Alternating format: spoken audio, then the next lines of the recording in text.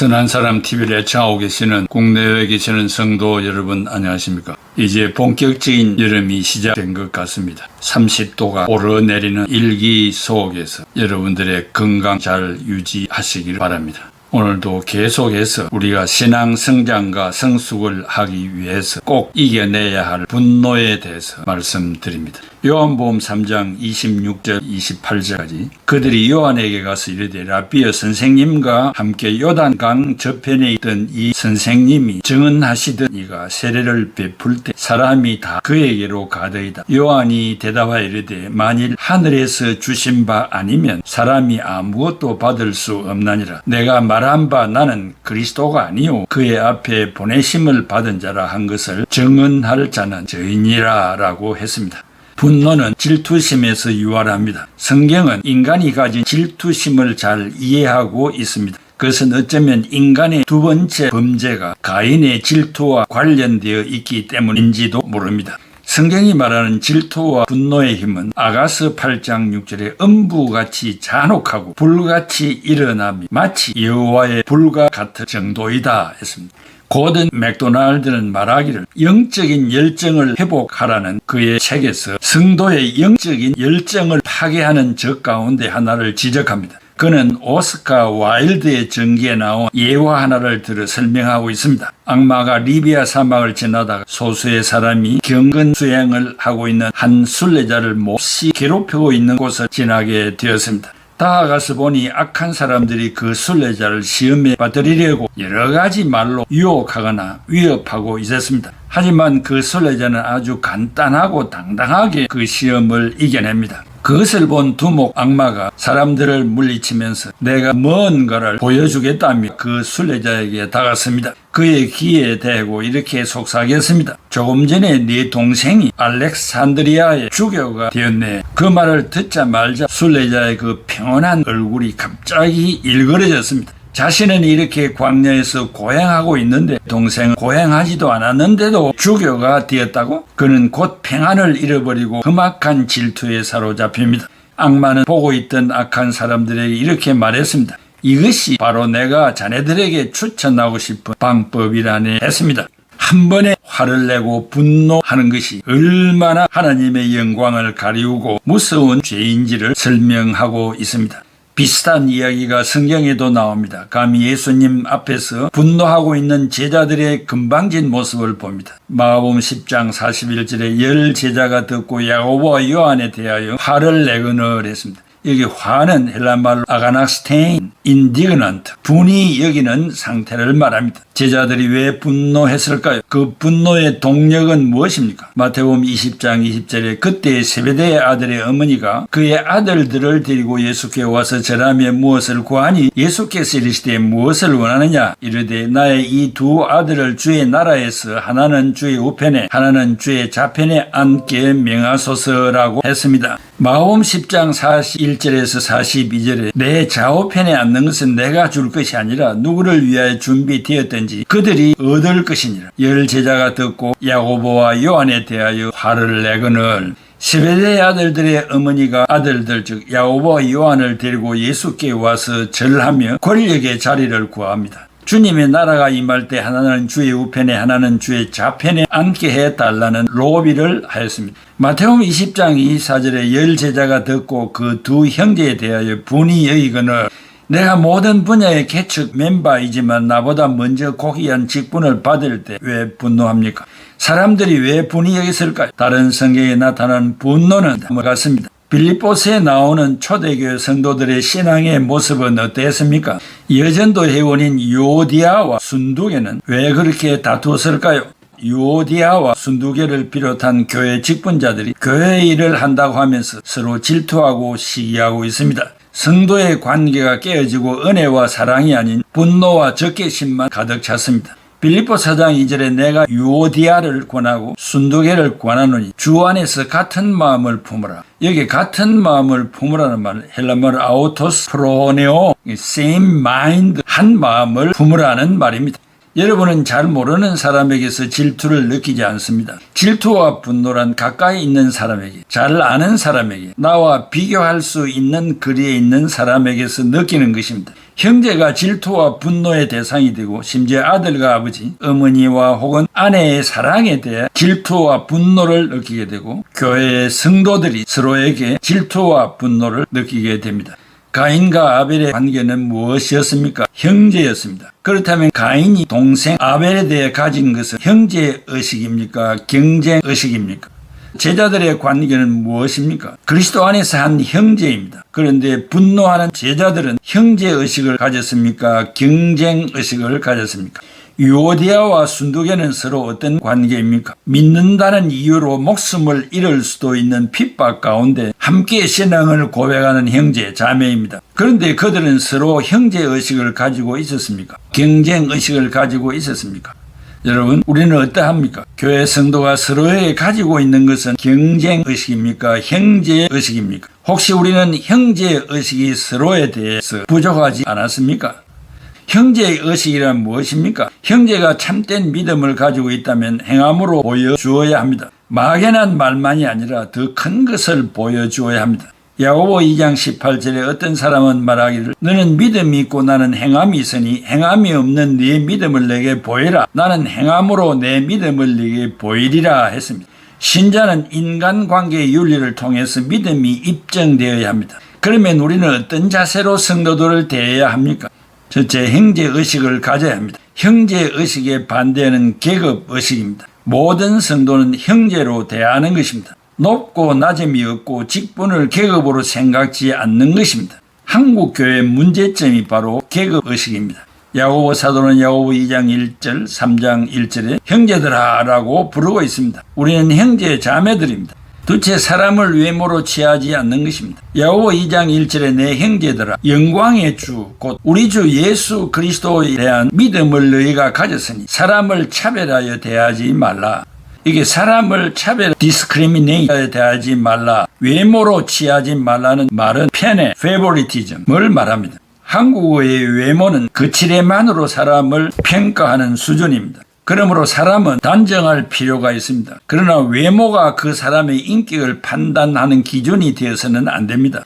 야고보 2장 24절에 만일 너희 회당에 금가락지를 끼고 아름다운 옷을 입은 사람이 들어오고 또 남루한 옷을 입은 가난한 사람이 들어올 때 너희가 아름다운 옷을 입은 자를 눈여겨보고 말하되 여기 좋은 자리에 앉아소서 하고 또 가난한 자에게 말하되 너는 거기 서 있든지 내 발등상 아래 앉으라 하면 너희끼리 차별하며 악한 생각으로 판단하는 자가 되는 것이 아니냐. 형제의식은 외모가 판단 기준이 되어서는 안 되며 내용과 고매한 인격을 보아야 합니다. 셋째, 사람들을 은혜로 대해야 합니다. 야고보 2장 5절에 내 사랑하는 형제들아 들을지어다. 하나님이 세상에서 가난한 자를 택하사 믿음에서 부유하게 하시고 또 자기를 사랑하는 자들에게 약속하신 나라를 상속으로 받게 하지 아니하셨느냐. 하나님은 가난한 자를 택하여 부자를 부끄럽게 하시고 무식한 자를 택하여 배운 자를 부끄럽게 하시고 미련한 자를 택하여 지혜로운 자를 부끄럽게 하십니다.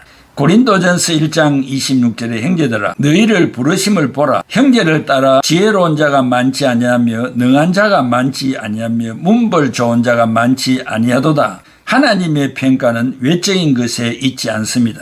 넷째, 사랑으로 대해야 됩니다. 야고보 2장 8절에 너희가 만일 성경에 기록된 대로 네 이웃 사랑하기를 네 몸과 같이 하라 하신 최고의 법을 지키면 잘하는 것이거니와 수준 높은 사랑의 캐논, 잣대로 판단해야 합니다.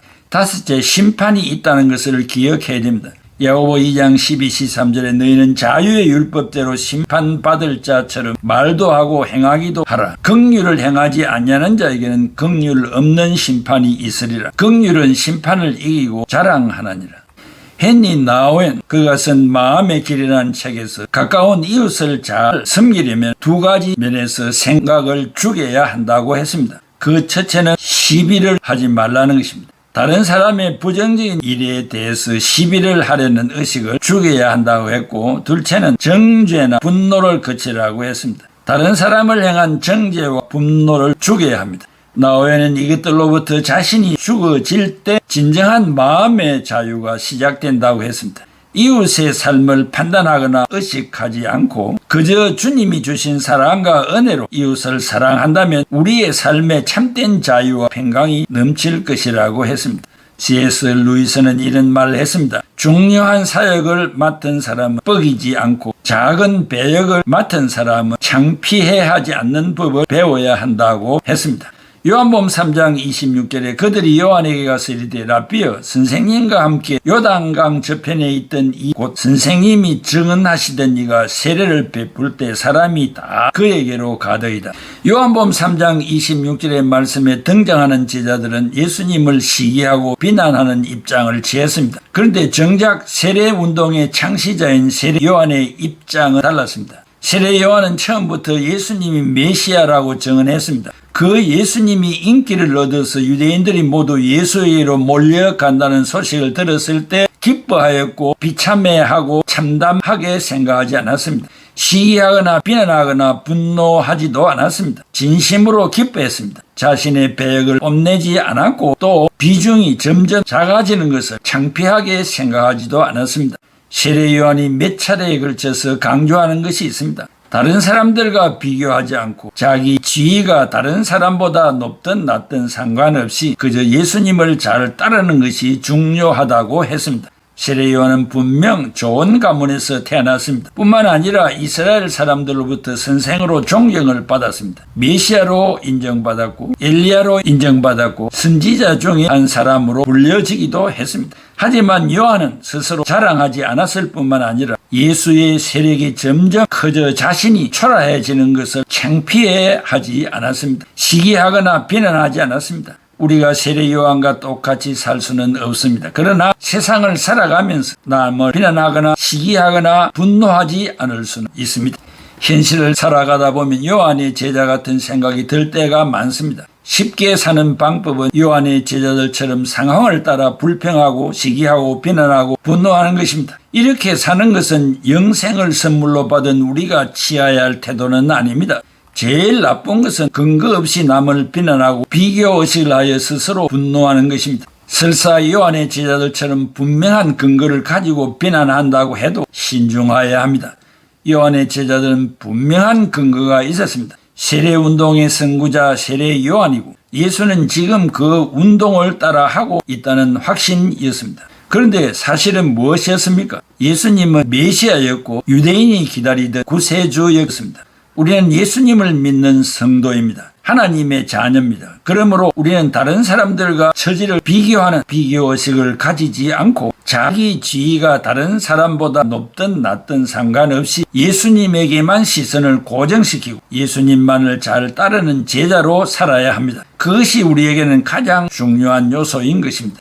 이 세상은 분노해야 할 것들이 너무나 많습니다. 그러나 아무렇게나 분노해서는 안 될 이유가 있습니다. 분노가 없고 평화와 안정으로 유도할 수 있는 선도적인 리더십, 세례 요한처럼 세상의 인기를 버리고 그분 앞에 모든 것을 초계같이 버리는 자세, 이것이 우리가 취해야 할 품성이며 악에서 벗어날 수 있는 길입니다.